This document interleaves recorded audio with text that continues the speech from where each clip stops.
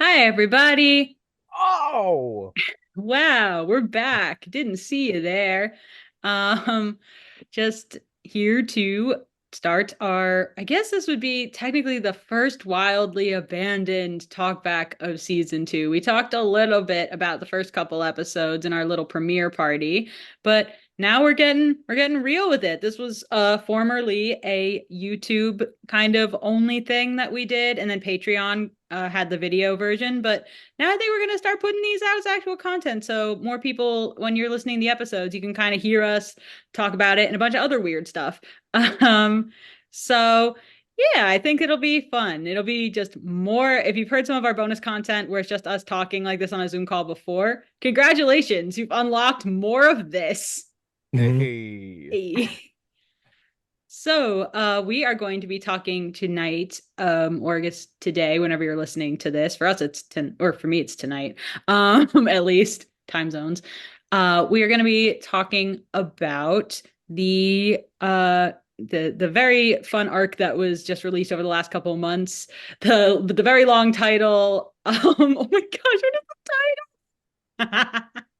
That thou art mindful of Frank with a little ellipses in Hey. front of it. Woo! Which was actually, I think, oh, what is that taken from? Is that taken from an Isaac Asimov It short is. story? I think so, Yeah. because we talked about this because as I was writing the episode, I was like, guys, I have to come up with a new title for this episode because the plot Not to changed like brag or halfway through my nothing, I writing it. actually pitched that name. Yes, you did. And it's oh, we didn't really do intros, did we? Well, you probably tell Oh Dio's yeah. here. Who? Oops. I don't know why I'm here. I mean, these Yeah, episodes, I'm not really that involved, you know? no, no, man. Yeah. No. But yeah, I guess if we're doing a quick round, I'll just say people's names and we'll do the whole thing. Yeah. Hi, Jessica, Jesse, Jess, wrote the thing, Martin, Elliot. Okay, Naomi. Hello, Naomi. I play Liza. Yeah, Tuan. Hi, I'm Toan. I play Algernon Grimm. Yeah. And Meg. Hi, my name is Meg. I play sweet little baby Benji. Yeah. And then as previously stated, last but not least, Dio. Well, hi, hello. My name is Dio. I am the voice of Frank, Orville, other folks. Uh, Yeah. Excited to be here to talk about a very fun and uplifting couple of episodes. Oh, so uplifting. Notably. Oh yes. Notably so. Oh yeah.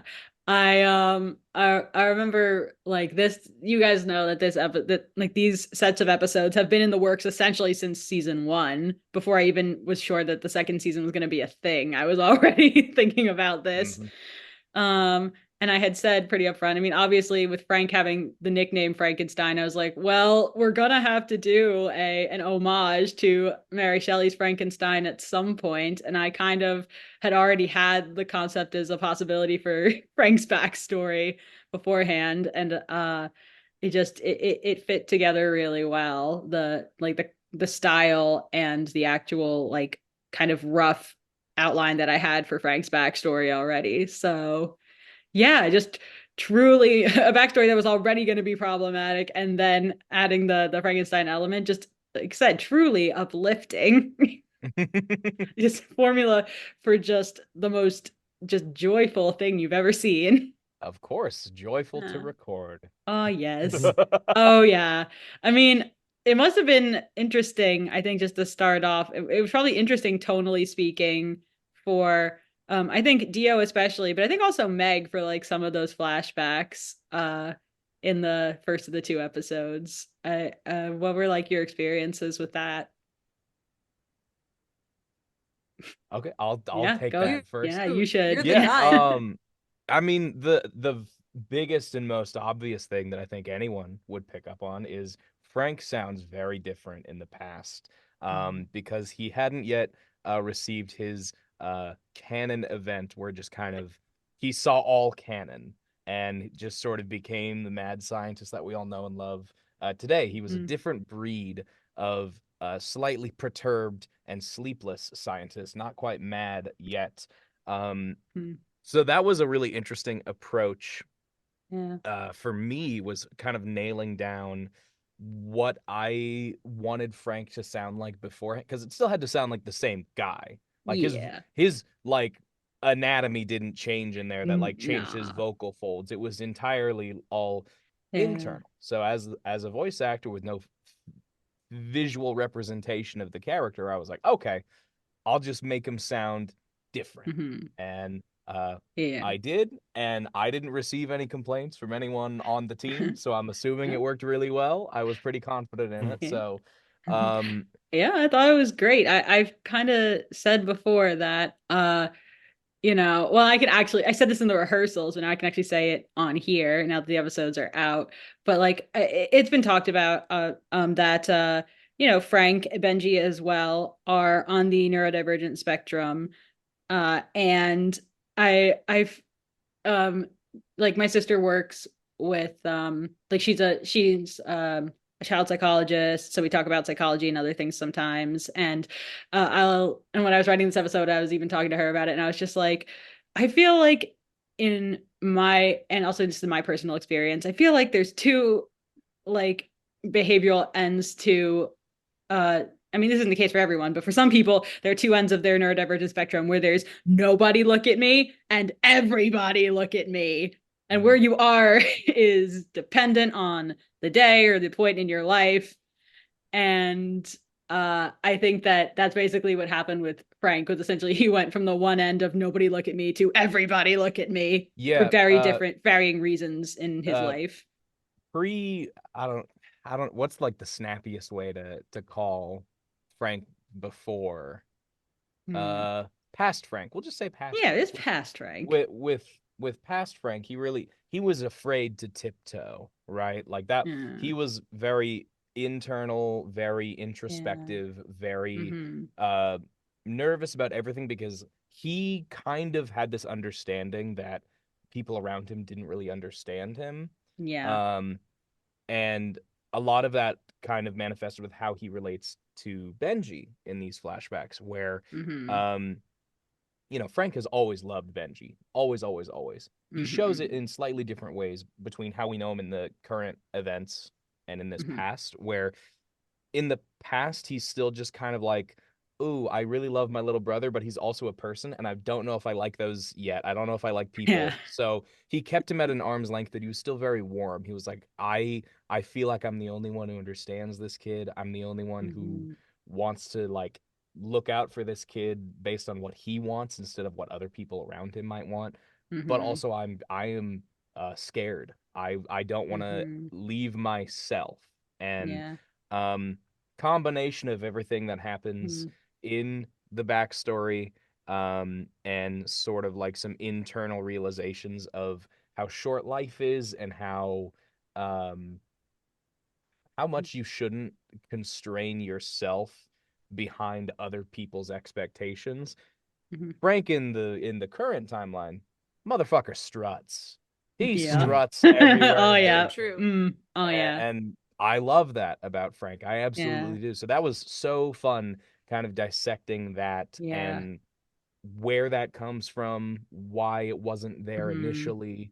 And a lot of that Yeah. really it does boil down to Benji and Frank's relationship, Huh. Benji, and how much he loves his little brother. So, Oh. Mhm. Meg, you want to talk about our special little Yeah. guy? Oh, Oh yeah, the specialist of little guys. the littlest. He was even littler, even babier. Even Um, littler. Yeah. even literally, if you could imagine it. And I loved Yeah. these recording these two episodes just brought me so much joy as a person, because I'm the oldest in my family. I have twin younger sisters, and I've always, this is gonna just be about me for a second, and how I connect to Benji, because he Mhm. is my most special, my most favorite, my most beloved. Um, I've always wanted to have an older brother. So being able to work with Dio and as Benji and Frank, it's just it warms my heart, and it fills a part of me that I did not know was there, and it's very sweet. And being able to not only know Benji now as he is in the current timeline, but to look at him as like I said, an even littler, even babier, and see him in continuance, full of this joyous whimsy.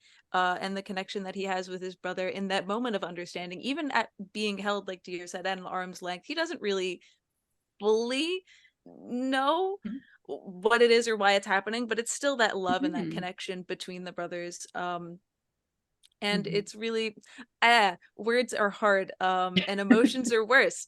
So I don't know. I love them. I love the relationship that they have. I love how it grows with them, brothers.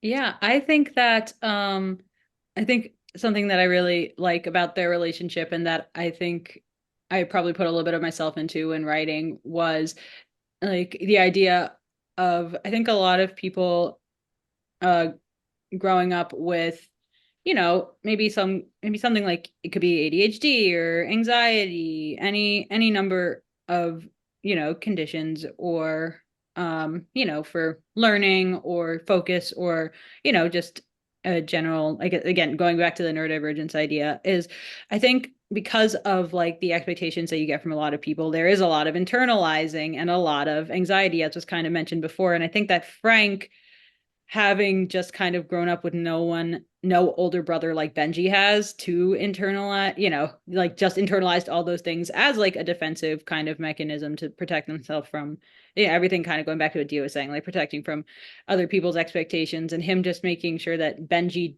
doesn't have to do that and internalize those things like he does. And I think that we'll probably see that going forward with more episodes where we get to see their relationship as well. And I think that that's just a really cool thing, because Frank, it took a really long time and a bunch of very traumatic circumstances for him to fully embrace himself and feel that he doesn't have to, internalize heavily and cause himself so much like self-imposed anxiety. But he's kind of gifting Benji the experience of just being able to go through his entire life that way. Yeah, So it's almost like a protective thing of like, hey, I'm the biggest and loudest weirdo in any room, so no matter how weird or big of a weirdo my little brother is, he'll never feel like he's out of place because I will be there too. And Frank is viciously defensive of Benji. He is so protective of him, and it's really like, I'm not gonna get too much into my own personal life, but as a big brother myself, yeah, absolutely. Especially if you have younger siblings that might not fit into whatever specific norm or box that is kind of built for them. Yeah, you want to protect them from anything and everything, and you'll do what you can to do that. And Frank really is, he really is a good older brother, and I try to be a good older brother. And so yeah, these episodes, they meant a lot to me on that level. So yay. I think I want to shift a little bit and talk some more about it was a little bit of I want to say it's a bummer we couldn't get them on tonight, but like the I feel like the guest VA performances in this were like really on point as well. Like, oh my goodness. Bonkers. We got Sarah back as the incredible Professor Dyer.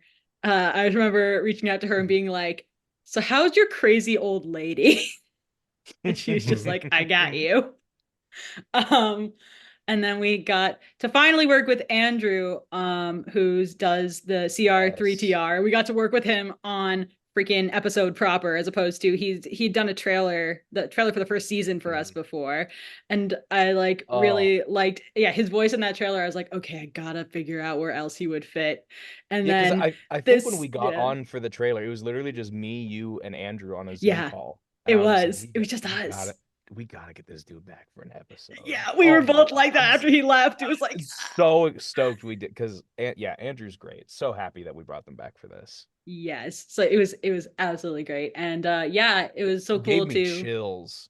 Gave me chills. The CR3TR before, like when we all got into the rehearsal, the one that he happened to be at, it was just everyone. He was like, it was that good, and everyone was just speechless.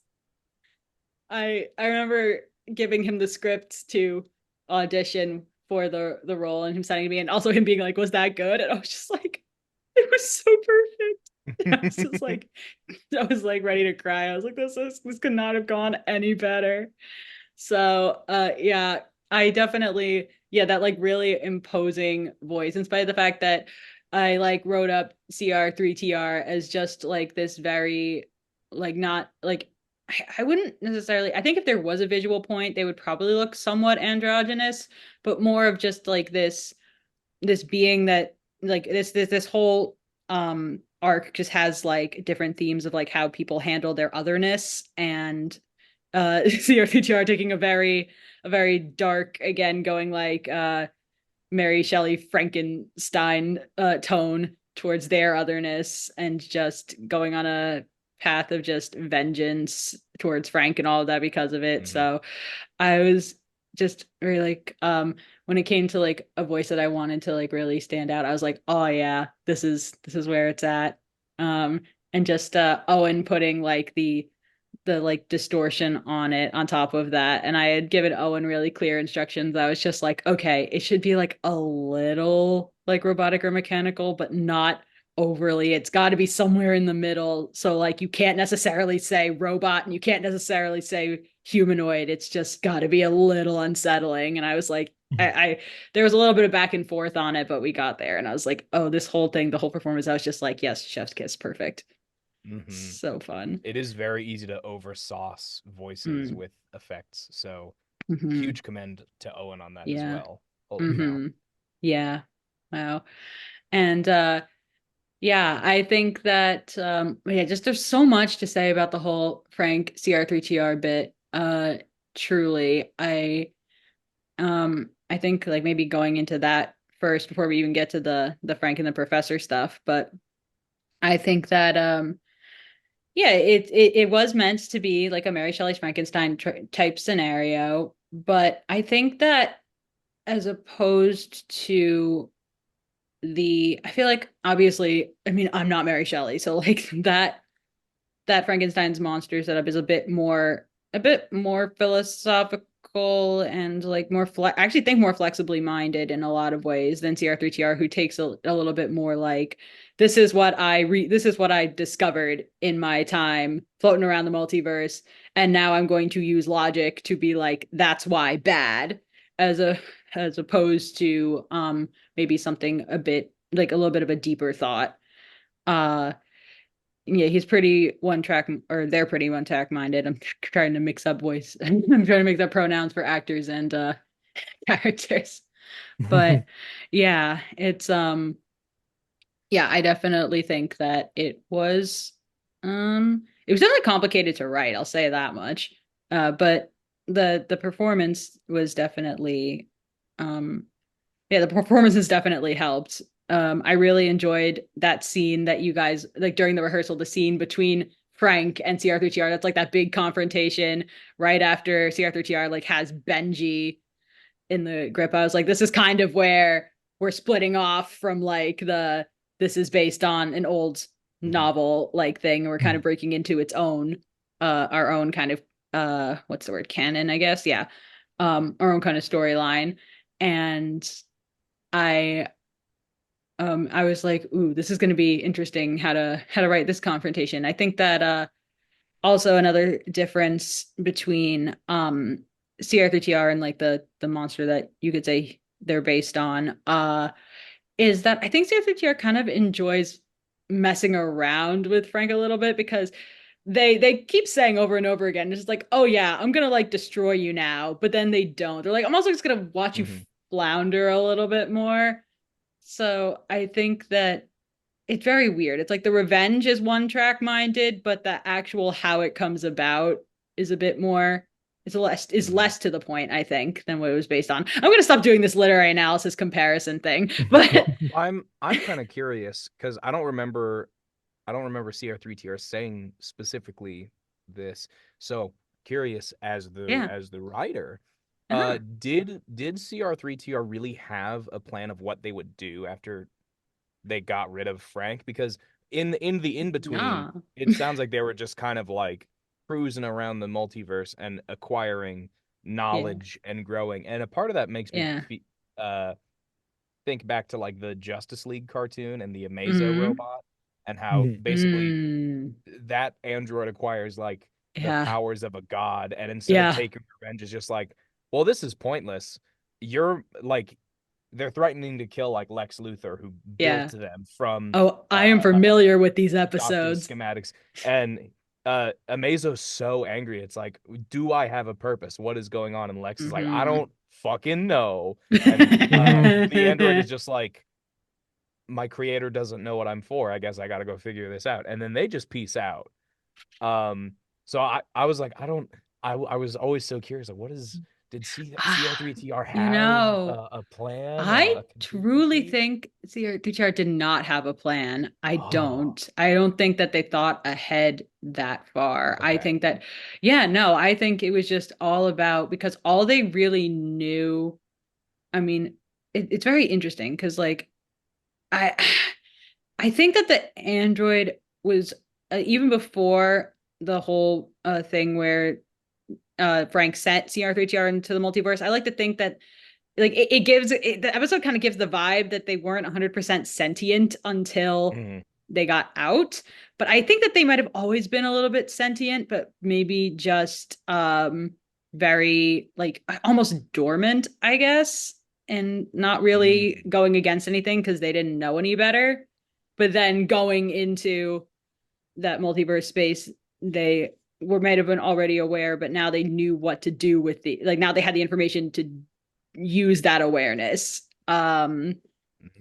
So yeah, I think that they were still figuring a lot of things out. And I think again, it just became a very much just like I found out that what was happening to me was bad. It's Frank's fault. That's all I'm going to focus on. And that's all Mm. I'm going to think about. And I don't think that they had planned ahead at all. Very shake stick at God. Yeah. Mhm. Okay. uh yeah. I think kind of switching gears again, I want to go to the relationship I think between Frank and Professor Dyer. Again, Sarah just again coming in clutch every freaking time. Like I Mhm. think this is like the third role Sarah's played as a random guest character. Yes. Yeah, we've gotten a vampire, an invisible man, and now a quirky professor. We really love working with Sarah. We really love working with Sarah. uh, but yeah, I think that yeah, Professor Dyer and Frank's relationship is also very interesting because we get to see, I think, a figure in Frank's life who actually was encouraging Frank to embrace his actual self and to follow his passions. Um, and maybe that I wouldn't say that isn't something that Frank hadn't had before, but it was definitely probably the one time I would think that he would have it in an academic setting. So it's very interesting to see first in the flashbacks how much she encourages Frank to do those things, to embrace his identity and his passions. And then kind of it turns around, is going into the next episode where she's like, okay, maybe I actually it's good to embrace those things on a personal level, but where is too far? When do you go too far? And it becomes more about, doing something for science than it does about, the people who you like interact with in your life. And it's very interesting to see her turn around, whereas Frank kind of adopts her original mentality more so of just going for it, embracing the danger.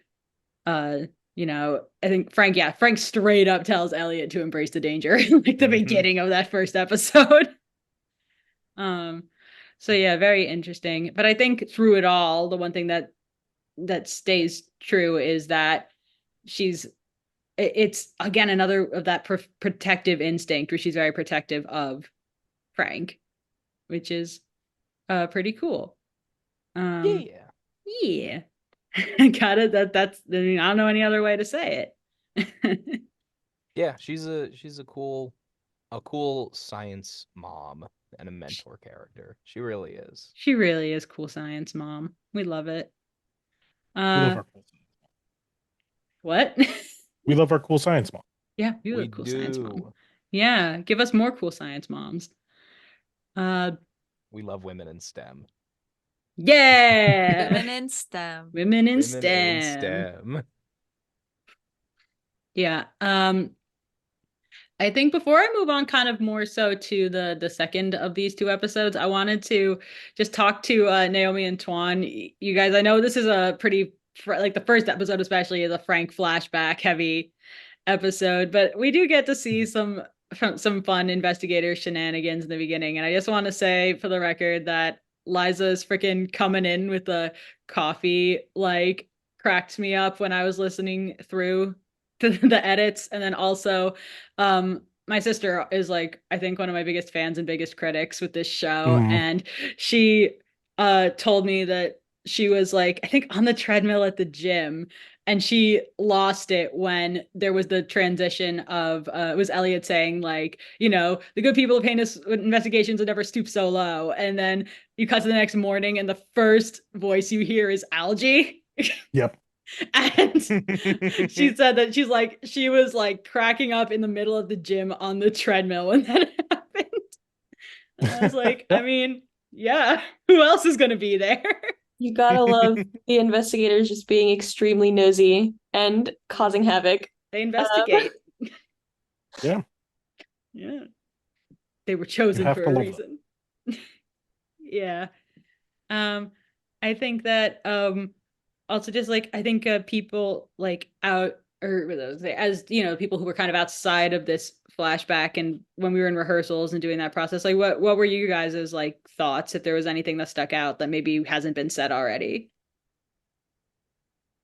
I thought I really loved the like friggin' laser sound effect that Owen whipped up. That was crazy. That's true. Yeah, this was a an SFX heavy episode for sure. That's very true. Or like the whole arc, I mean. Yeah. Mm-hmm.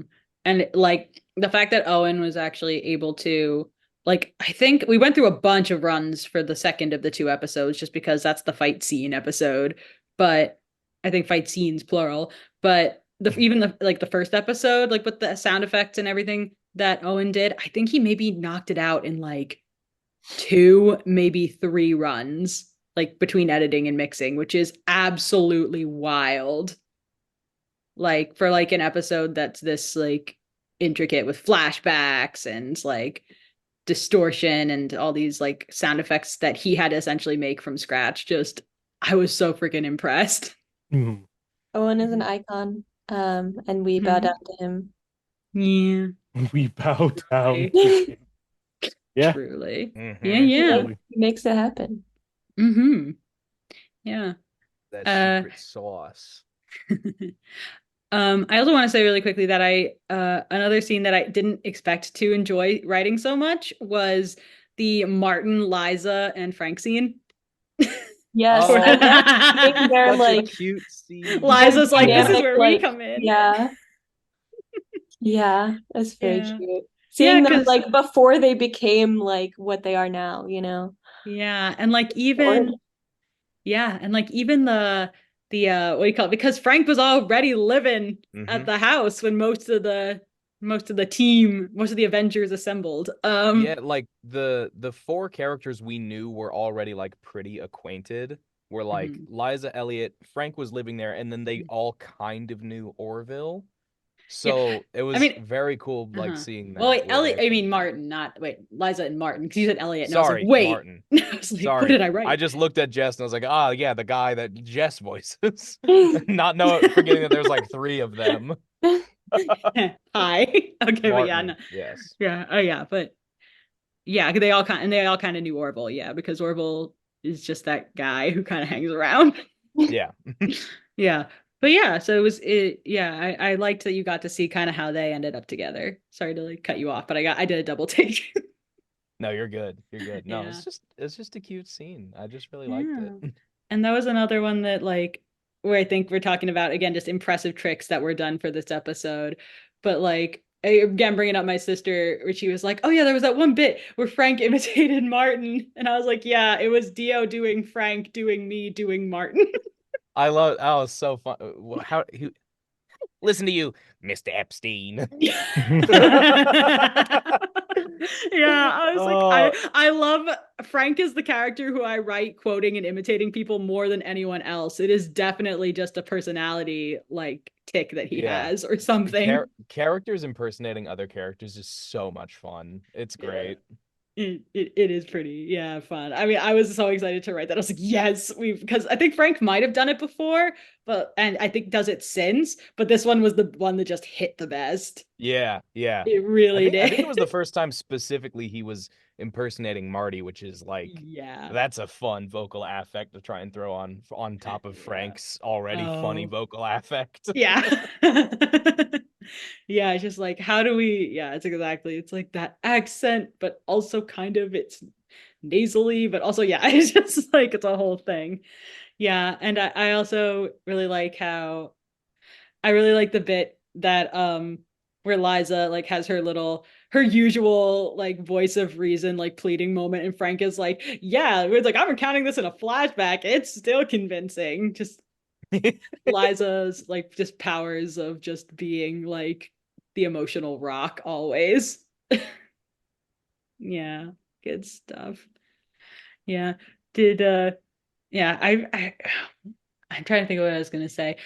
Uh like Naomi, is there any particular part of that scene that you liked, or were you kind of just vibing with the whole thing? Because I feel like Frank was like really crazy throughout, like as usual, like his usual self, like throughout that flashback. Martin was just confused, but trying to like keep up like that kind of like veil of politeness that he usually has. And then Liza was just somewhere in the middle. So like, how was that for you? Yeah, no, it was really fun. I mean, I love the like dynamic with the three of them, like where like Martin and Liza both like trying to figure out like how to field this situation. And yeah, like you said, like Liza being the voice of reason, being like, okay, no, we're friends, like please don't like interpret this as like we're here to threaten you. Yeah. Um, yeah, and yeah, like Yeah. stopping Martin from like uh Eating the eating muffins. the muffins because who knows what's in those or where they came True. from. That Uh that is a prime Liza moment. Where she's just yeah. like, oh, I gotta handle these two idiots. Yep. Just making sure that yeah, no one gets injured in this like brief encounter. Yeah, it's good stuff. Yeah, I think in spite of like the incredibly traumatic backstory, I tried to put a few lighthearted moments in here, and we can talk more about that a little bit with like the next episode. I think I'm gonna have to end this Zoom call before we talk about the next one and then do the last little bit for this talk. But yeah, I think like that's a good one. Again, where all the investigators were being really nosy. Frank's attempt to destroy the letter. Also, just what do you call it? The little just shout outs to Riff and AJ and yeah, Riff and AJ. Wow, it took me a second. I was like, oh my god, wait, yeah, who like freaking crushed it in the stupid little cold open with Chester and Paula, where we see a little bit more of their home life. Love those two. Uh, truly the yeah. And we'll talk about Chester just a little bit more for the next episode. Oh yeah, a little bit. Yeah, and then I think the last thing I'll say, the last little highlight of this episode for me was the we get to see more of a Frank Elliott dynamic, which you're only gonna see, which kind of got established in the first season, but you just see more and more of going forward. Because they're science buddies. They're science, but I always know I'm gonna love a scene when it starts with like cut to the lab. Frank and Elliot are doing a thing. I'm like, Thing. yes. Yeah.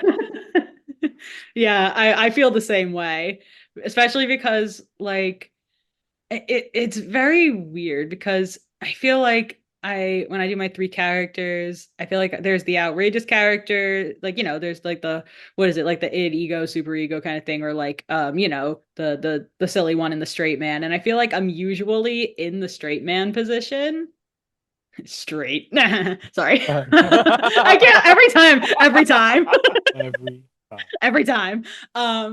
But yeah, I feel like I'm always in that position pretty awkwardly often, except when I do Psy, where I feel like I kind of start edging more into like the goofy territory. But every time I relish being specifically Elliot in an Elliot Frank scenario, because I feel like even in like in any scenario with Frank, even if you're the straight man, you're a little bit sucked in. You're a little bit drawn into the to the chaos. Yeah. So it's always a fun time. I really enjoyed saying the line about the what is it, not having days without incident sign because it got destroyed with a flamethrower or something. I was like, yeah. Even if you're a straight man, you're a little bit gay. And with that, we have to stop this Zoom session. So Yes, we'll be we back do. after these messages.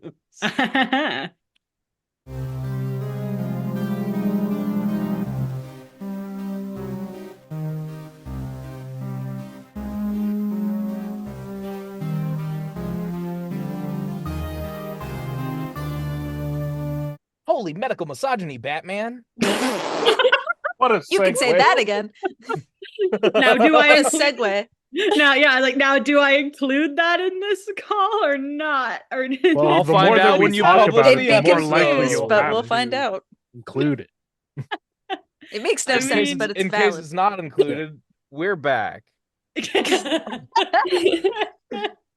Yeah, we're still talking about this Frank arc. We're kind of transitioning now into this next episode. I mean, we've talked a lot already about stuff that kind of comes across in both episodes. So I think this bit's going to be more just about the highlights from this second one. We already discussed the absolute just sound effect, where we touched upon it, the sound effect madness that Owen went through. Just truly so many lasers. But what a time. I enjoyed it a lot. There was like one, I can't remember what specifically, but there was one laser. I think when the laser cannon when I first heard it, I was like, oh, that's so good. It's just like more of that, please. And I think, oh my gosh, there were other things too that Owen like added in that I like hadn't put in there. Like I think like that little like countdown, like the countdown beeping or whatever before the big explosion at the end. Of the fight when Frank's pulling that whole like Deus Ex Machina like kind of gambit. Yeah, Owen threw that in there. It's like cool. I think he also threw in something about like I think when Miriam like throws a sword into CR3TR's cannon arm thing, I think there was like something where like Andrew just happened to take a pause like in his line or something about like the cannon being broken, and there was just a pause in the line naturally, like that's the way he read it. And then Owen took that and was like, I'm gonna put a little glitch sound right in that pause. And I enjoyed sexy. that. I was like, oh, that's art. It's high art. Yes. Yes. I was like, Genius. yes. I was like, and that's why you do this with that's why we work with you. um, yeah. So those are like just I think those are going to be some of the most of the sound highlights for me. I think I don't know if anything stuck out to you guys. I mean, just generally the lasers very good. Yeah, the lasers. Lasers all the way Everyone- down. Strangely enough, the all- drills noises were very, very well timed and very well executed there. Oh yeah, like the yeah, I remember we went back and forth a little bit on specifically the bit like for algae, the bit where like the like Professor Dyer is like, yeah, you need to like unscrew a bunch of stuff, and it was just like the like the between the zzz and the thwips, it was like I think I felt like the rhythm of it was very good, and I was like, we went back and forth on like how fast it should be because I was like, well, realistically, we could make it really fast, but like I kind of like it being got a little bit of a groove to it. I felt like that didn't go too fast. Because there's a whole line where Algie is basically like, would it surprise you if I say I didn't know how to use this tool? Yeah. Yeah, those yeah, this definitely was another thing where after that like monster of a backstory, I was trying to break up the resolution of this very dark story with silly stuff. And my hope is that it's not that people don't find it too jarring. I was trying to find a balance. I feel like I did the best that I could. Oh Yeah. yeah. And like just right from the get-go with kind of the end of this episode going into the other one where Professor Dyer shows up, Frank screams and slams the door. I was like, classic. Yeah. But I think that I also think that Frank coming to like finding a place where Frank finally finds the strength to get beyond the absolute like gut-wrenching like dread that CR3TR brings on in him to, you know, step up and save the day. Like finding that spot was a little rough, but I feel like it got there. And that was another cute little Frank Elliott moment. Hooray. Yeah, I think kind of relating this to Frank just always wanting to protect Benji. Um this kind of final conflict and like letting the Heinous Investigations and Professor Dyer help Frank out, like conquering his fear and confronting his trauma and his mistakes. Mm-hmm. It's kind of the first time that Frank is allowing other people to protect him, True. which Yeah. is a really big thing for him. It doesn't Yeah. it might not seem like it, like looking at it from the surface, because he's always just like, you know, he's loud and he gets along with everybody, but never he always felt like he was in control of Mm-hmm. his own chaos, and it never felt Yeah. like people had to like legitimately rescue him or help him out in like a serious way. True. um but here he let the people that care about him actually protect him and help him, Yeah. which is very big for Frank. And so I like Yeah. that about this, where, you know, Frank is Mm-hmm. struggling the entire time to actually do something about this. And it is Mm-hmm. it is the friends that he's made and the bonds that he's built that help pull him from a paralysis of fear. Yeah, wow. That was really well stated, and I'm not even gonna try to top that. Not that I was trying before, but like No, we're always in competition you're all the always in time. competition. Yeah, always. I just don't know how to say it any better. That's 100% that's 100% right.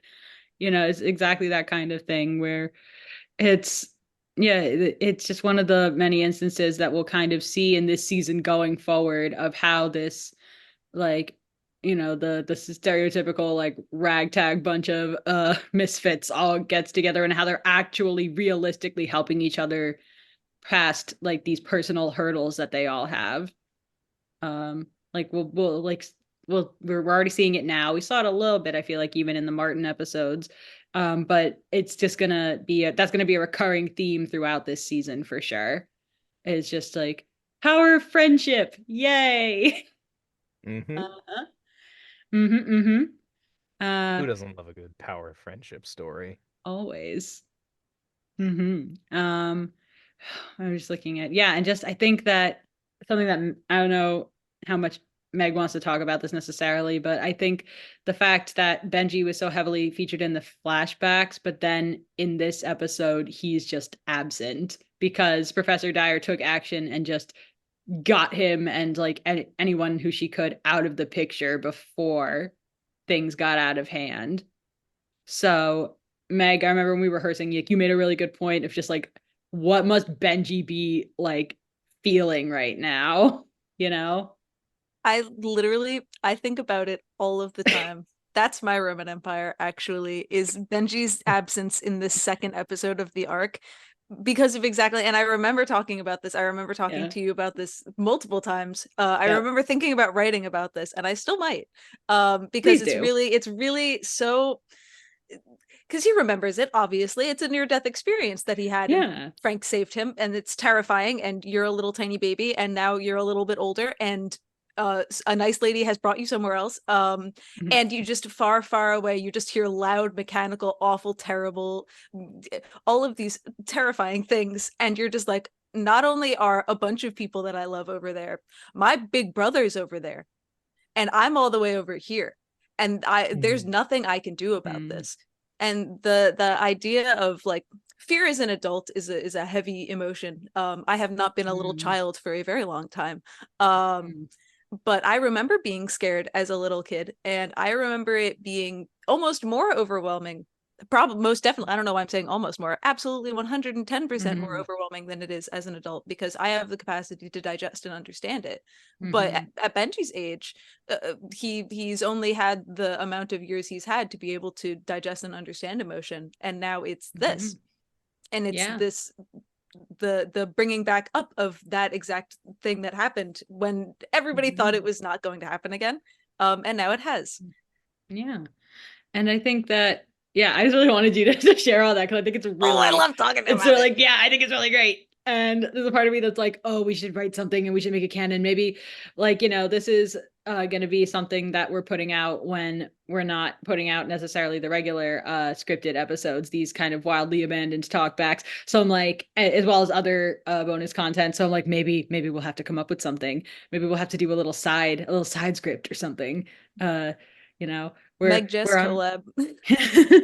we're on social media, guys. You can apparently, if you're on Spotify, I think there's like a weird Q&A thing that says like, what do you think of this episode, where you can type stuff like, let us know, do you want to know more about what Benji was going through in these episodes, because we will make it happen. We can do that for you, and also, I would love to. Also patreon.com/wildlypods. Okay. Add us on Twitter. Hey. But I think that's all very true. And I think that I liked Frank's little suddenly serious moment when, like, there's the realization that Benji is not there. Because yes, he's safe, but it's also like, this is my problem, and this person who I haven't spoken to for a really long time has just come in and decided to take matters into her own hands. And I think that's part of why, like, he is still very much in this like super horrified, like petrified state. But I think that Professor Dyer effectively made things worse by kind of showing up and getting rid of, like, Dio talked about, people protecting him. So like he's only got the people he's got who he happened to be sharing his story with. So like half of his support system, including his literal family, is just gone. So like that's an element of things that is kind of, I'd say it's probably secondary to some of the, like, to the bigger stuff going on, but it's still there. Yeah, I mean, it contributes a lot to Frank being upset about the whole situation, because he didn't ask for Dyer's help here. He wouldn't have. No.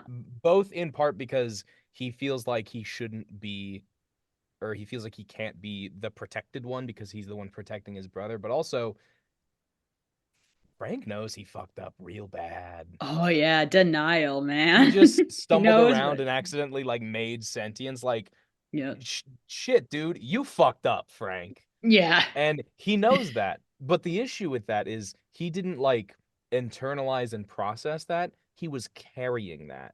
And carrying that in the sense where he was like, oh, no one else can help me carry this because I fucked up. This is my problem. This is my mistake. No one can help me. Because that's kind of what happens when you fuck up. You sometimes forget that the people that love you will help you with your fuck ups, and they will help you clean up your mess. Even if you don't ask them to, they'll be there, and they were there. And Frank didn't realize that at first.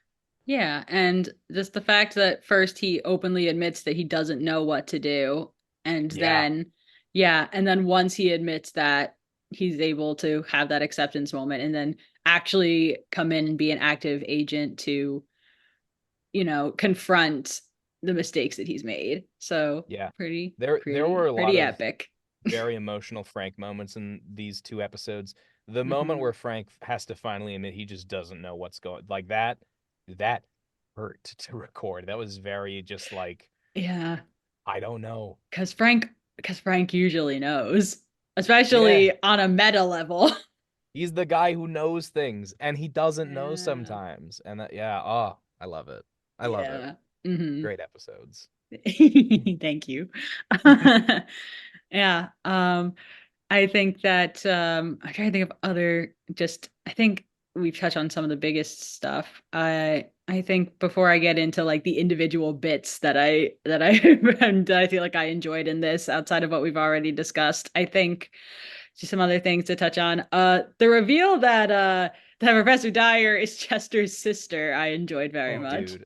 I didn't like read ahead to the end of the script when we rehearsed this. I laughed out loud so hard when we got to that part in rehearsal. Hester Like and Chester. I ground rehearsal to a halt. I was laughing so hard about it Yeah. because I love Chester so much, and knowing that the science mom is his sister, that's incredible. Come on. It checks out. It checks out. Their whole home life, man. What must their childhood have been like? My lord. Yeah. How did one childhood like produce such different people? What is that house like? Yeah. I mean, I think they're both eccentric in different ways. That's true. You know, they decided to put their eccentricity to use in different ways. One became a professor, a quirky professor, and the other one became the town kook, essentially. Which honestly wouldn't I feel like it could be a fun thing to aspire to for myself one day. Yeah. Yeah. Absolutely. You don't get as good of a benefits package as you do No. a professor, but Nah, I but mean, yeah. if it fulfills you, go for Yeah. it. Absolutely. For sure. And Chester, he feels very fulfilled in life.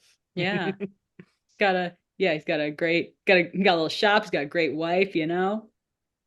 And like to be honest, he does know stuff. He knows He the does. lore. You gotta give it to him. Yeah, I did very much like that reveal. And then I think the only other big reveal that happened at the end of this was we got a little relationship reveal finally. Yeah. Miriam Dulcie is official now. Hee Ooh. What yeah. do we have their ship name? Is that a thing? Is it I don't Mir- know. I mean, I Miriam don't have a Dulcie? ship name trying- for them. I'm thinking Yeah, so they hard. don't really Mulsey. like yeah. Mulsey. Or would it be Mulsey. like Worst or would it be like name. delirium? Delirium. Delirium! There it is. I That's love pretty her good. in love the that. Sandman. Yeah. Fuck yeah. Got it. Pretty We've got it. good. That's Everybody- pretty good. You know what to do. Get to Tumblr. Yeah, check that. Get on it. Delirium. Yo, get it done. That's Get the really Tumblr good. immediately. Hashtag delirium. Yeah. Get on AO3 immediately. That's amazing. We nailed it, guys. Look at us just coming up with our Look own at us. ship Who'd have names. thought? We're our own Couple of times. fandom, but also please be our fandom. Maybe the real fandom is the friends we made along the way. So true. I agree. I agree, brother. Yes. Brother. Brother. Yes. Oh, okay. Hold on just a second. You guys, I think there may be something developing right now, but but before we get to that, You've piqued my interest. As if it wasn't piqued already. the Giggling. Yeah. But yeah, anyway, Miriam and Dulcie. Mm-hmm. Yeah. Them. Yeah. That was a fun little teaser at the end, and I'm excited. The Yeah. audience should be excited too. There's some fun stuff coming down the pipeline with those two ladies. Mhm. Yeah, for sure. And I'm very excited to also see somebody from the investigators having a relationship with someone not officially in the investigators, you know. I think that's it's a good time. And we'll get to see kind of how Carlton, I think, reacts to some of that. You kind of got to see a hint of it, but you'll see some more of that going forward too. Another thing I'm excited about, we have a special surprise guest. A special surprise guest. It's Science Mom! It's Sarah! Science mom. Yeah, Hi. we've been calling you Science Mom. I'm Science Mom. Okay. Well, Professor Dyer is Science Mom. Of course. Yeah. Uh, Hi, you're here. Oh Wow. my gosh. Whoa! Hi. So good to talk to you again. I know it's been forever. Wow, we're already we were talking about the second of the two episodes for this Frank story arc, but we can just I think just in general I just want to ask if you had any thoughts about it. It's gonna put you on the spot immediately. Oh, fantastic. I Just love that. yeah, what personal highlights you got?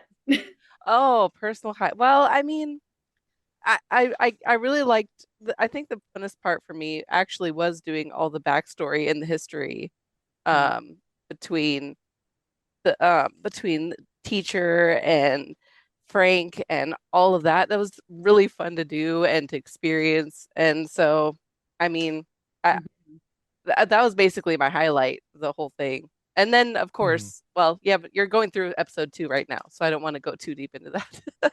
Oh, well, I mean, we're already talking about it. I will say Go just for I it. I love Professor Dyer rocking the drill in the second episode. Yeah. Yes.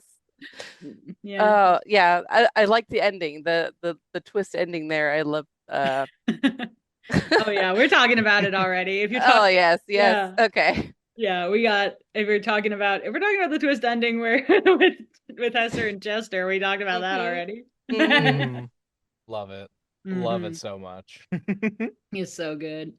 Yeah. Oh, I also really like I think if we're going through Professor Dyer moments specifically, the moment when Professor Dyer refers to Algie as the cute one and he immediately responds. Immediate. Yeah, that Yeah. was What a Mhm. moment that one. Mhm. Yeah. Yeah, it really sounded like you had a good time recording a few of those episodes. Oh, I absolutely did.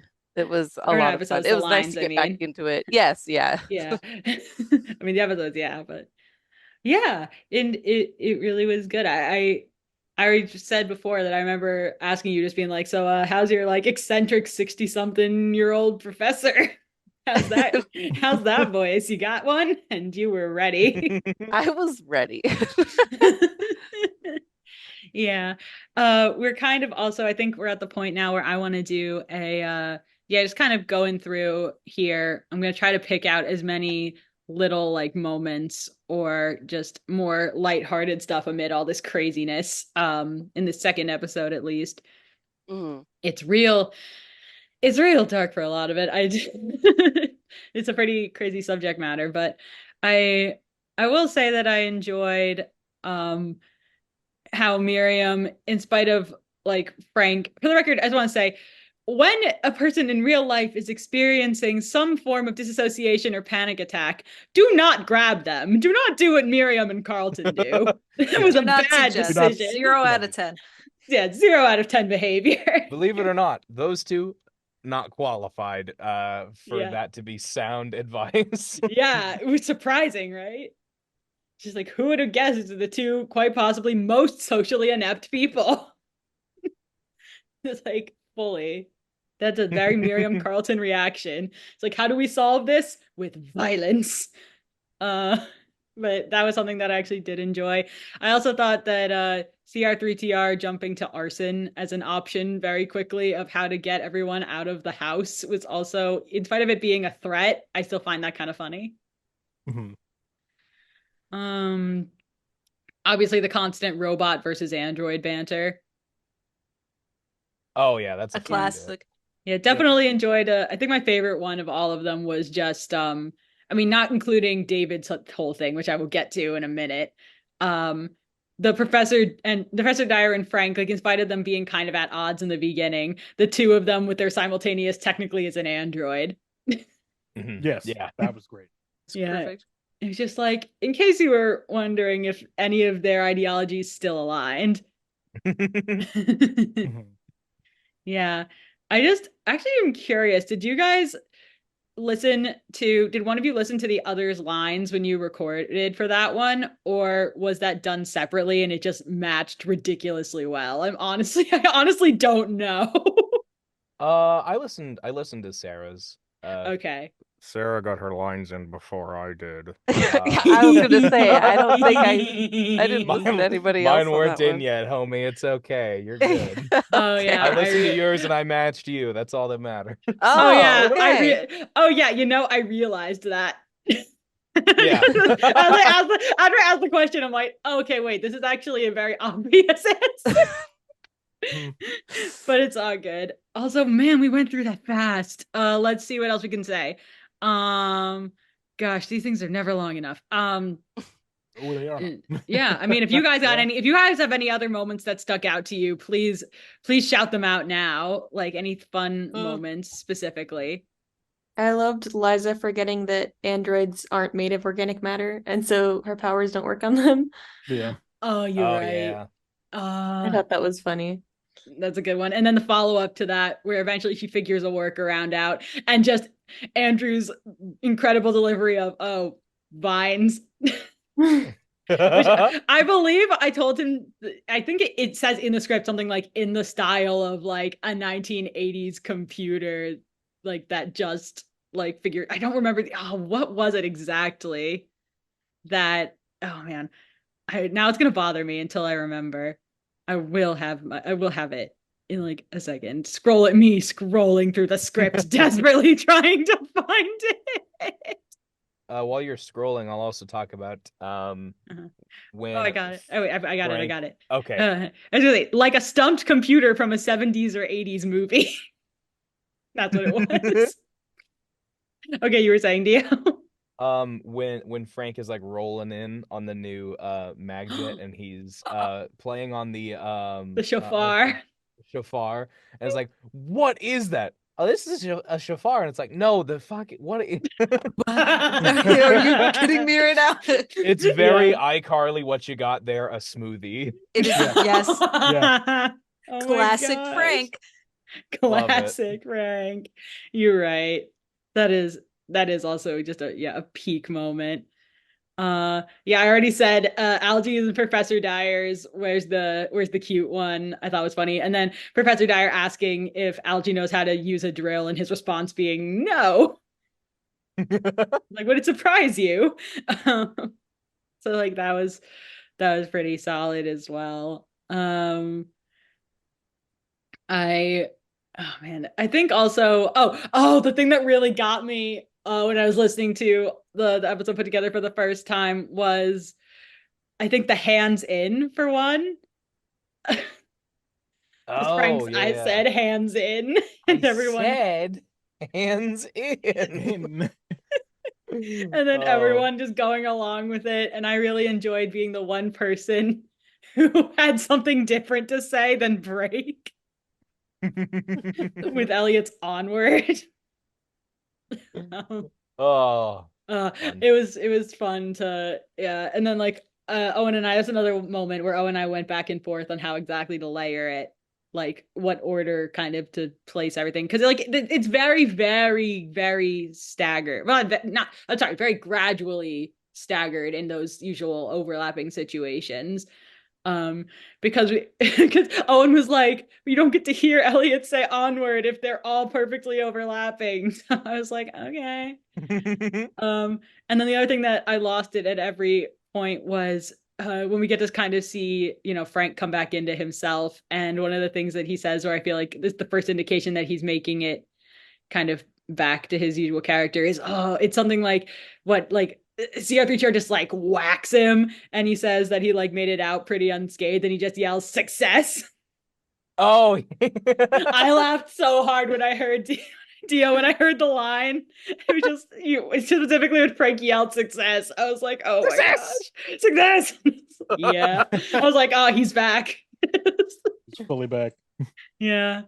I also felt like with all of like the really intense stuff with the plan, kind of like we needed to also have like, some more humorous stuff in this little interval between one, like fight A, where Frank kind of comes back to himself, and fight B, where it's like the big climax. And I remember, like, there's so many bits in here that I really loved, like Miriam asking if creativity is the name of a powerful robot destroying weapon. Yeah. Drunk Elliot was a time to record. I don't know if this was like, I mean, I think it's a bit, but it becomes even more poignant every single day. The specific line where Frank is talking about how like we'll beat it with the one thing a machine will never be able to have, creativity. Creativity. And it's like, huh. AI. Hmm. That's Looking into the camera like I'm on the office. Yeah, exactly. that was fully a shot that I took. I know As you Rotters should. who use subtext and they're all cowards. Yeah. Jess tells it like it is. Tell it like it Around is. here. Well, this is also just speaking through Frank, who Yeah. does not have a filter. Frank tells it like it is. And so does Frank don't do filters or subtext. He just No. text. Yep. Text and super text. Yeah. Oh yeah. Yeah, the creativity bit, yeah. I enjoyed that very much. But yeah, Drunk Elliot was fun when I quickly realized that Drunk Elliot is essentially just like Silas Light. It's somewhere in between Elliot and Cy. Is essentially. Hell But yeah. but that was a fun time. I really enjoyed doing that one little monologue that's just like hiccup ridden and gasp, like full of hiccups and gasps and like stupid little laughter and the like saying a bunch of words so that they're slurred together. All of that was just very, very fun and silly. And because I remember when I was writing this, I was like, okay, there's got to be some, like, we got to have a lot of silly stuff to break the tension in the middle of this drama. So it was a fun time. I think it was, yeah. And then it ended up, yeah, was it Frank saying like they grow up so fast at the point where they just kind of just let Cy go on like a crazy demon bender. Another good one reminds me of what is it, that bit in Mulan where Mushu is like, was it, look at my baby off going to destroy people. My baby off to destroy people. It's like, yeah. I was like that. I was like, that's a Frank bit right there. Love that. Yeah, it's pretty good. You did a really good job in the writing of it with balancing the more serious stuff with the kind of usual heinous investigations silliness. 'Cause if there's no Yeah. silliness, it's And not an episode. Yeah, I was because gonna then say that was one it'd thing be a that different stood out. show. Yeah. Well, the character development was one of the things that stood out to me the most in these two episodes, and I really liked how it flowed. I think it was fantastic. Wow, And thank then you. yeah, well, and then wait to see the way that Frank starts out in like this more of like a shell, and then just gradually breaks out, and then you kind of see the influences with the professor, and I think that's one of the biggest highlights I got from the take home. And then of course just the the little twist of interdimensions and robots, that's fun. Yeah. Yeah, that's this whole thing. All of it's magic and ghosts and robots is a backdrop for real character development. That's why we're Exactly. here. Heck yeah. Yeah, the silly investigations are just a little part of the greater story. Just a little bit. Yeah. I'm also just again scrolling through the script, seeing also Liza fully agreeing to a fake slap Hell yeah. That was as well. awesome. Yeah, Liza just being forever a badass. You Yeah. gotta keep the slap gag going. Oh yeah, always. I know, because I was thinking about that because I wanted there to be the slap gag because back in the first season, yeah, it's what is it? Liza slaps Martin. So like, and then asks Martin to slap her back, and I'm like, oh yeah, we got to keep the slaps going. Always the slaps. Yeah, it's yeah, it's slapstick. That's this show in podcast form. In this case, it's slap Marty. Yeah. And I think that, yeah, going through with we already talked about, yeah, the Liza moment with the vines. And I remember again, going back to my sister, she was giving me a play-by-play when she was listening to this episode, and I remember being like, did you get to the hot damn yet? And she was like, what? Just the Psy reaction to that vine bit was also very fun to record. Just because I enjoy that regardless of angel or demon mode, Elliot just will be incredibly obsessed with Liza. I mean, Those minds offer possibilities. That's all I'm saying. Oh no. But yeah, we talked about the Deus Ex Machina and the shafar.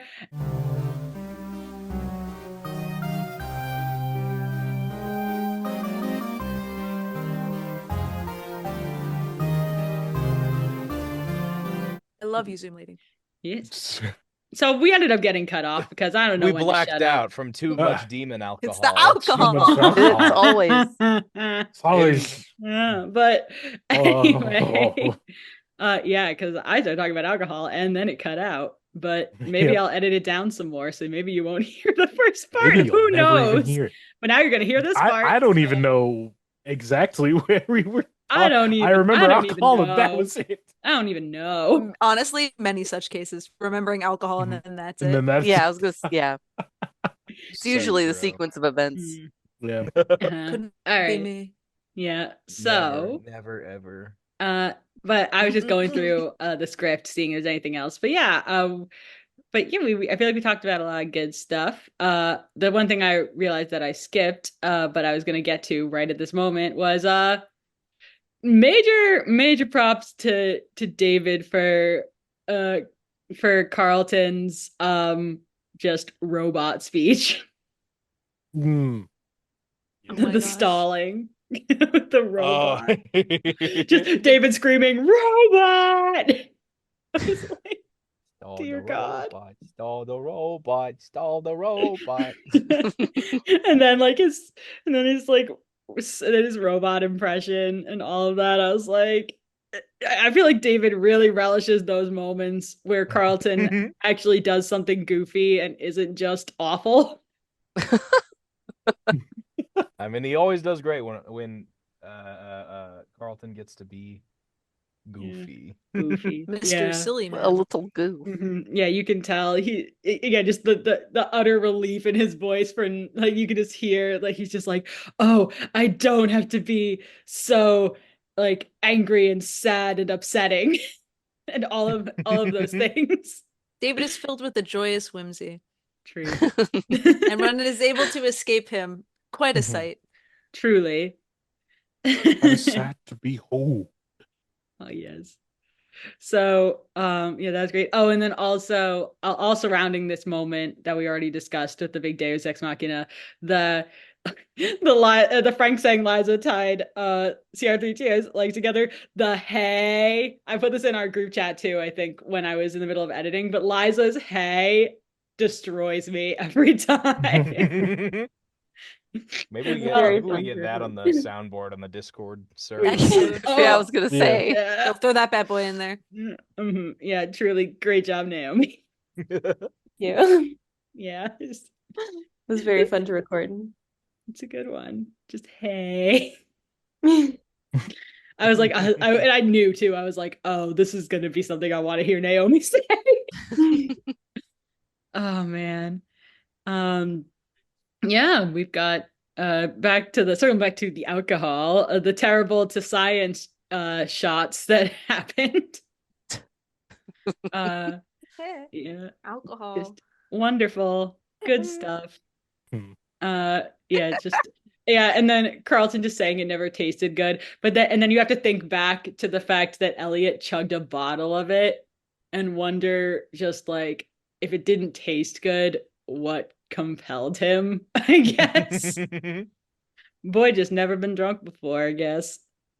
Elliot's lived through some wild times. He probably had some terrible food in his time. I think bad alcohol is just like whatever. That's true. I think, yeah, and also he freaked out so much beforehand that like when the moment actually came, he was probably just like, oh, I guess this isn't, he's got like that. And I also guess, and now that I think about it, he may not have gotten drunk as, his typical self, but we know Sai's been drinking like a fiend forever.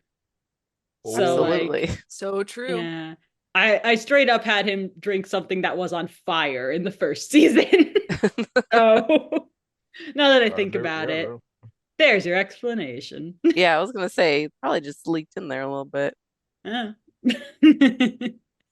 Also the Doctor of General Genius as well. Oh, I love that so much. 'Cause it's such a fun phrase to chew on when you're reading it. Like, Doctor of General Genius.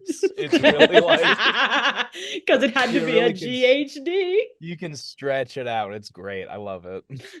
That was a fun one to write as well. So when I heard you sing it, when it came out, when I finally got to hear it read, it was so satisfying because there was a part of me that was like, oh God, is this not gonna scan with anyone? Is no one gonna find this satisfying or funny in any way? And then I heard it and I was like, nope, nope, nope, this works. This works. So thank you for making it work.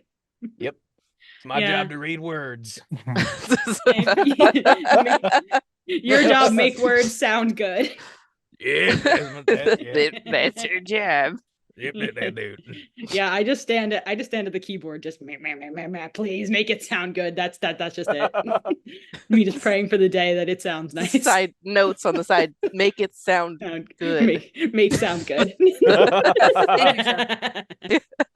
Right away. So good.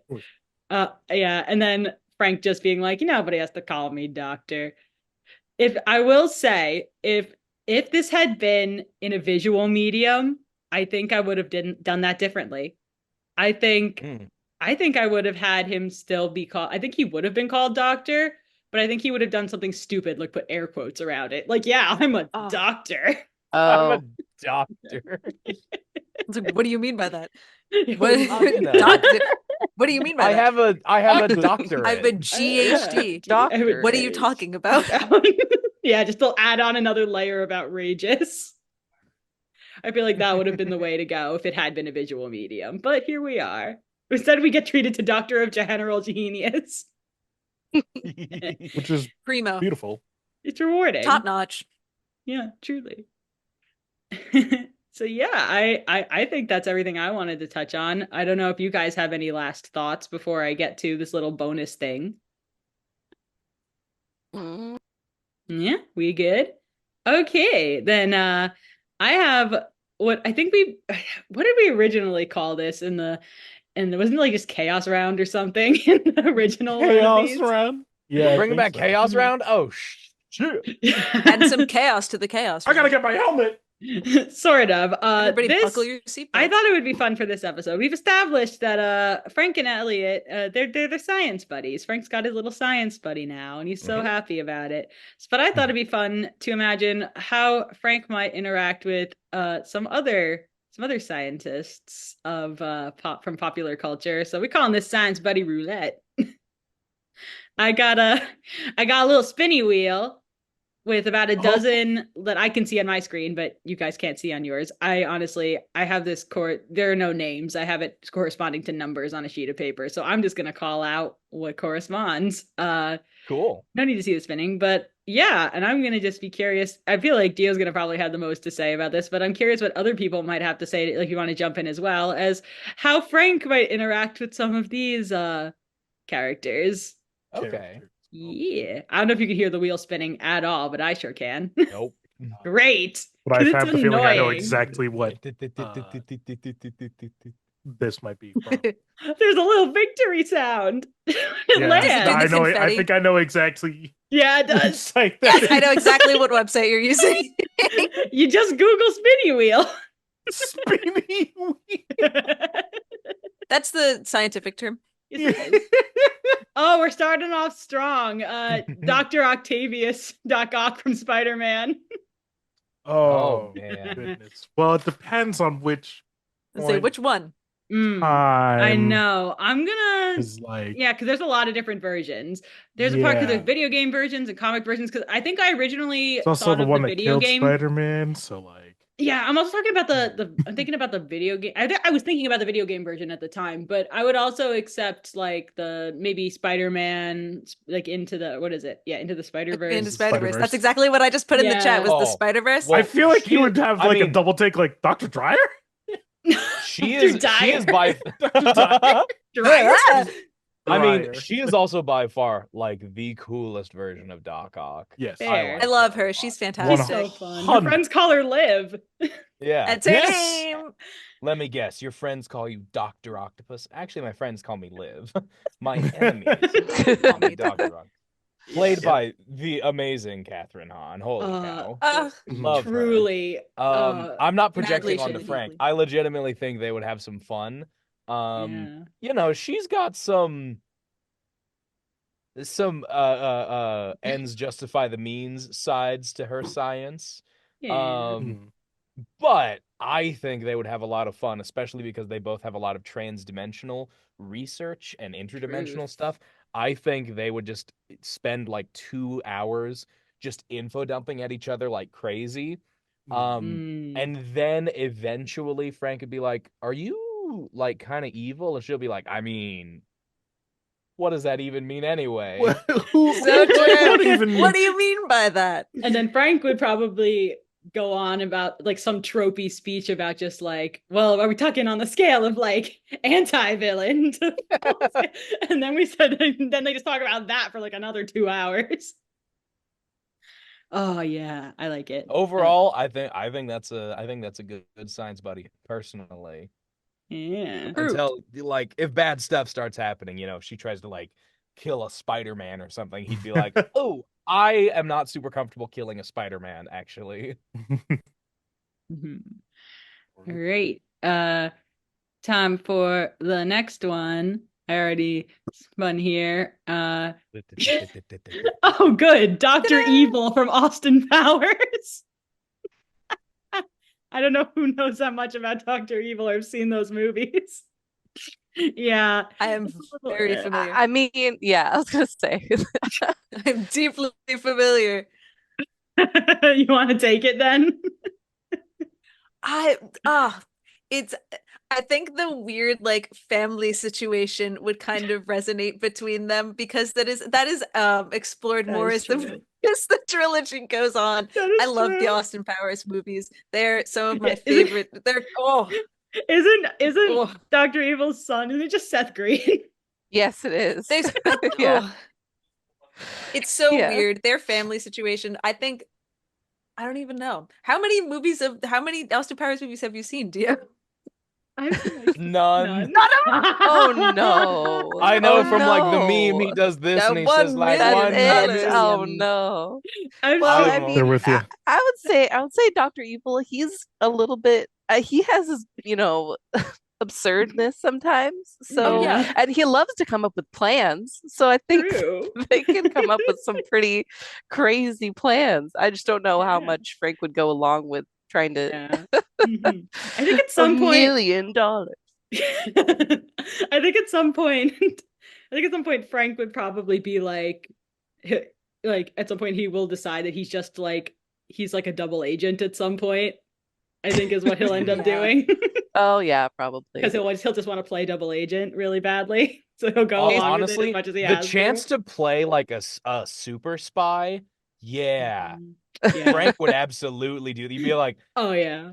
I get to work with the evil guy and then sell him out to the good guys, and I get to be a spy. Yeah. Yeah, he would 100% do that if he went Do in you the think double agent. he would have been down to actually make the sharks with laser beams on top of their heads?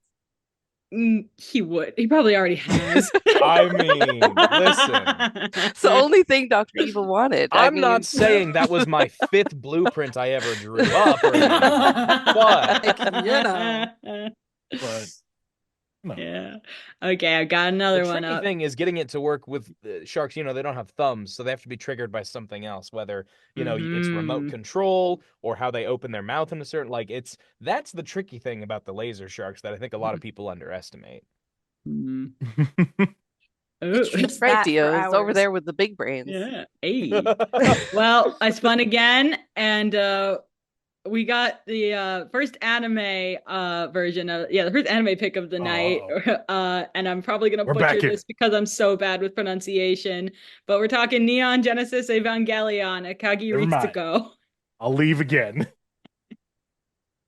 Hoggy. It says Ritsuko. That- No, That's the main Oh, doctor, isn't it? The Yeah. blonde lady? it's the lady. Oh, the Okay. lady.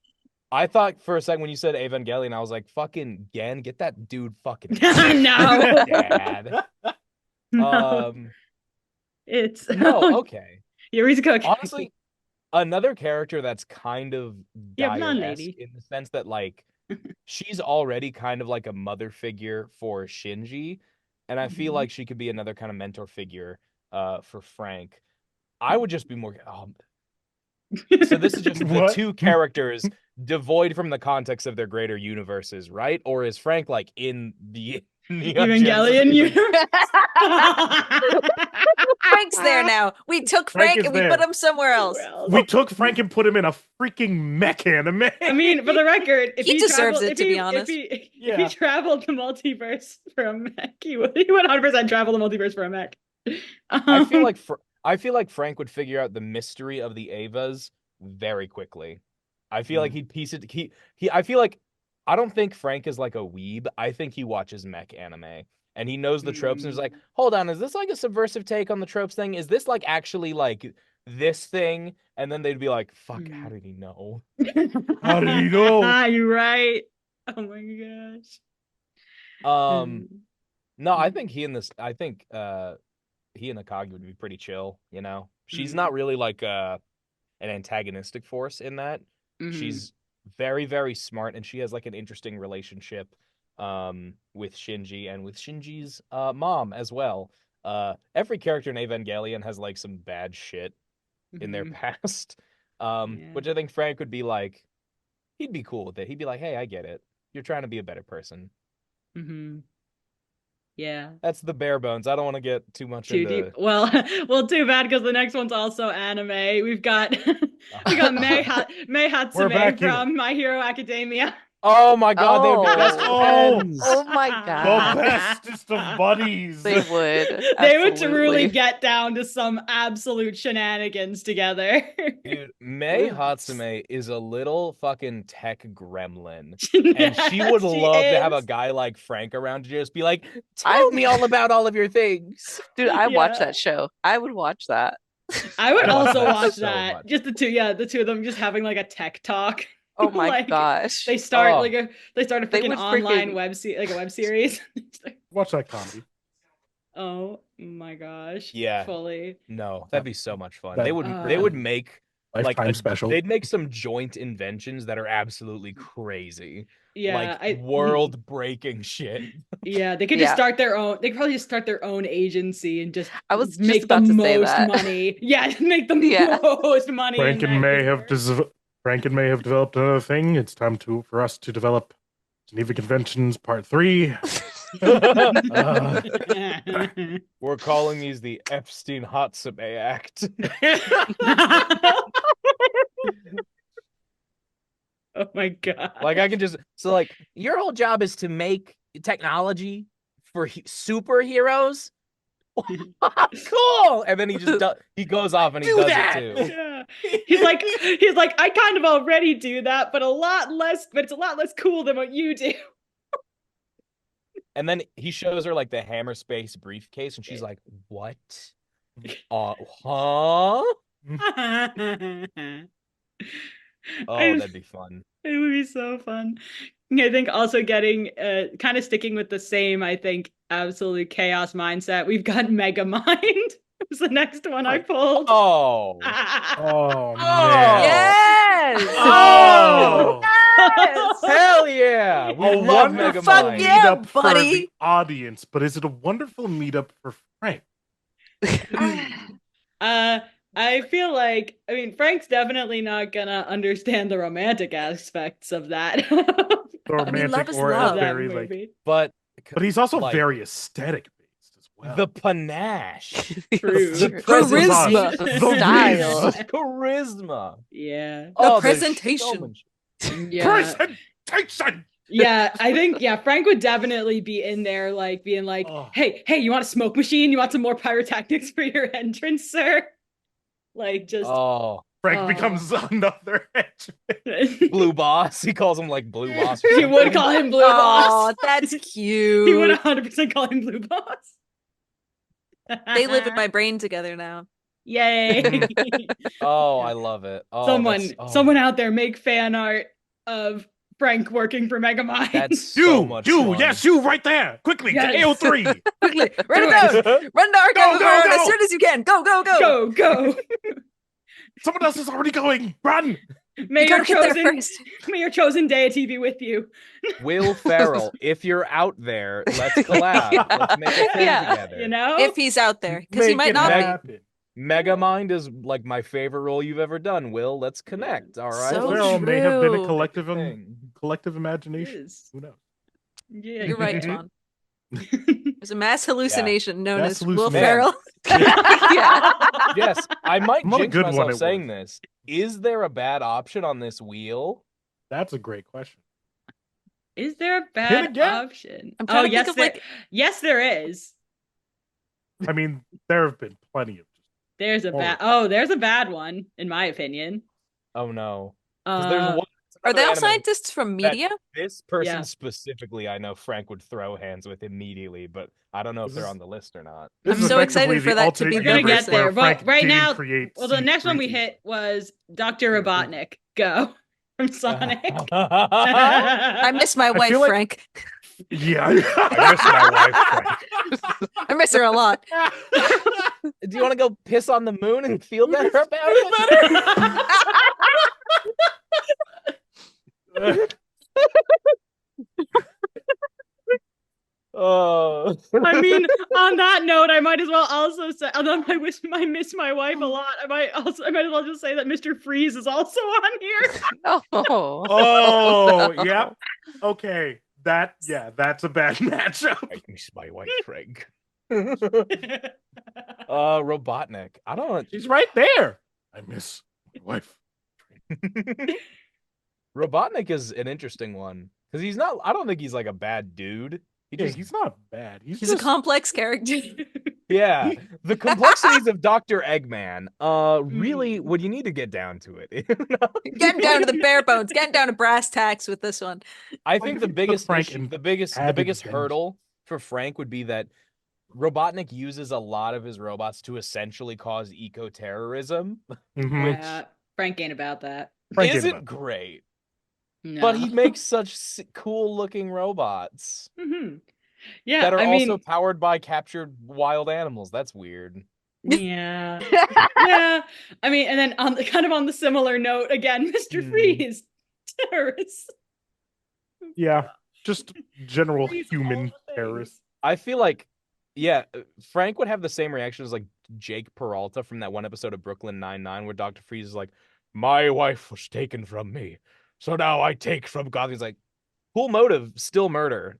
Yeah, you're right. Still Cool murder. motive still right. Where it's like, yeah, you got a tragic backstory and all that. Yeah.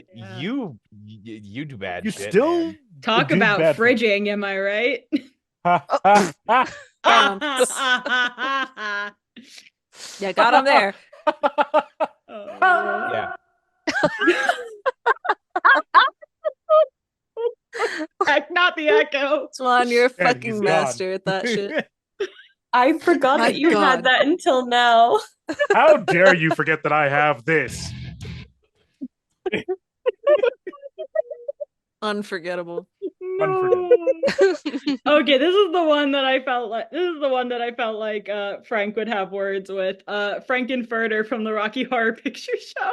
Oh, he would have Icky. words. Words They would would be have had. word. No. Word. No, No. Because here's the thing. Okay, because go Frankenfurter, away. he's got style, but also everything else about him is awful. You're like But- really fucking evil. Yeah. The first time we hear Frank. Right. Yeah, we hear him really. I'm gonna swear. create a 'Cause, man like, who's and Call so Frank yeah, and not Furter like a Frank not and like Fuck. badass, not any of that. Just fully like the fuck, dude. Like, man, come on. Yeah. Oh. hmm He would Yeah. admire the panache, and then as soon as he Yeah. uncovers that layer of panache, he's like, "Oh, No. Mm. No. He'd just be like, Frank would probably just turn to anyone who's in his house and just be like, "Who here needs saving? Come with me if you want to live." need me to break you out of here." I feel like he'd appreciate the pink lab, but that's like Yeah. That's Yeah. the line that's The drawn. pink He'd be lab like, with cool like pastels, cool I lab. have to Yeah. leave. Yeah, This is mine now. the pink lab with like no door except for an elevator, so that they have to make a door by crashing through the wall. Yeah, he would enjoy that. He would enjoy. That's true. 10 out of 10. All right. Let me see. We only got a few more. We can do this. Waiting. Aww. And we good. What? There was Oh. a love and affection. My husband. Aww, love and affection. That's right. We have a married person on the call, folks. Yeah, Imagine being married. Imagine that. Weird. Okay, we got Bunsen and Beaker from the Muppets.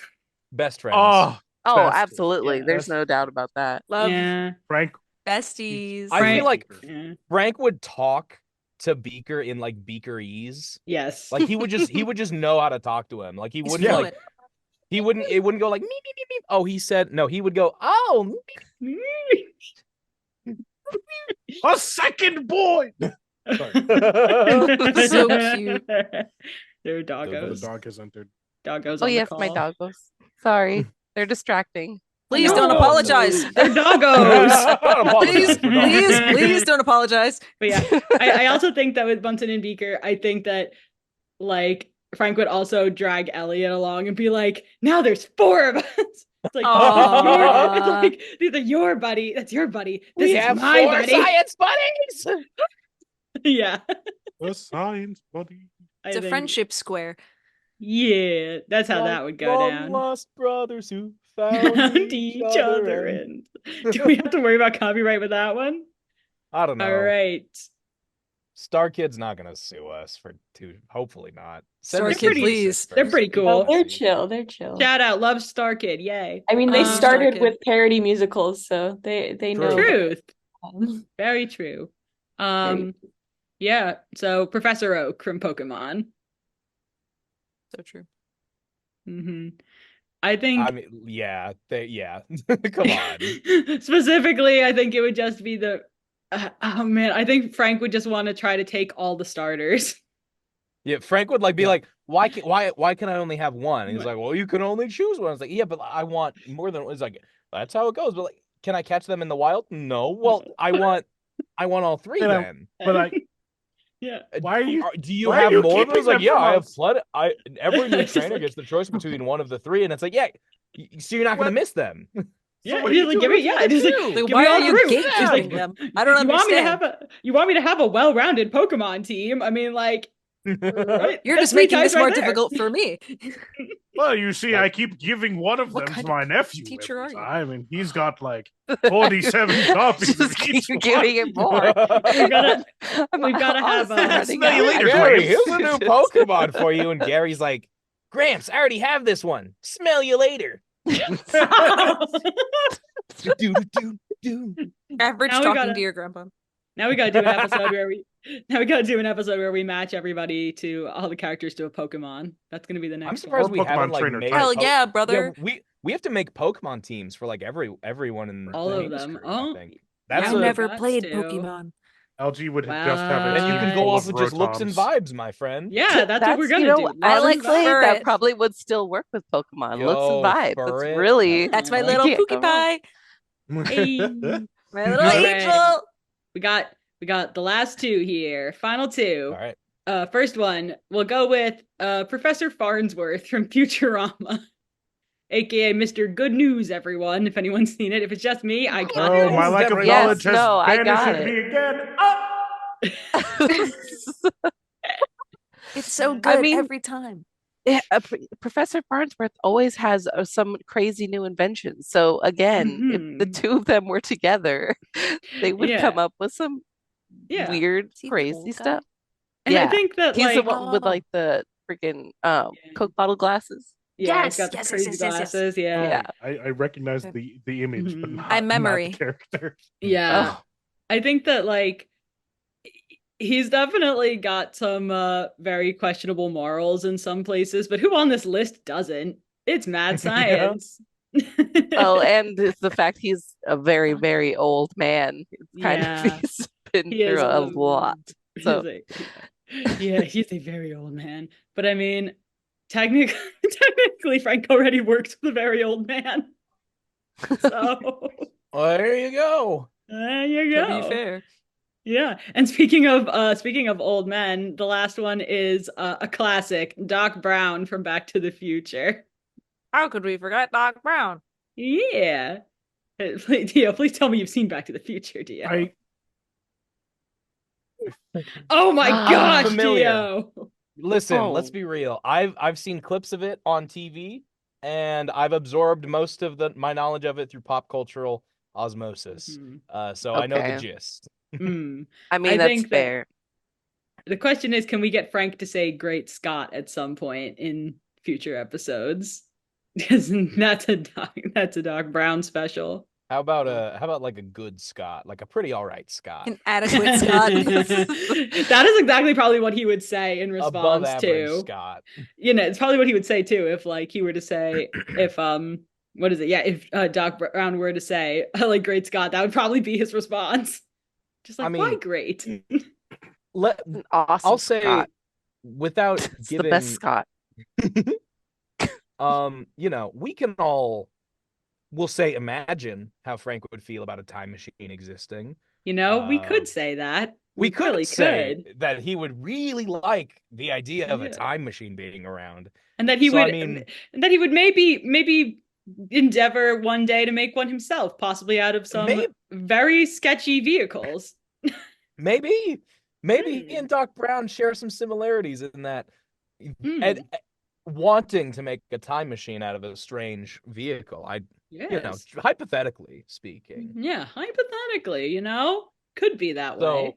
That definitely aligns. Doc Brown has the kind of same fun eccentricities. Yeah, that's true. I think Frank could be a Doc Brown type in like another, I don't know, 50 years. Wasn't there a plot point that Doc Brown like stole plutonium? Yes. Yes. That was actually possibly from terrorists. Yeah. Yeah. Hell yeah, that's fun. That's silly. What a rebel. Frank would be all about liberating some plutonium. Yeah. He saved the plutonium. I think he also he saved the plutonium. Yeah. I think he also has a really cute dog.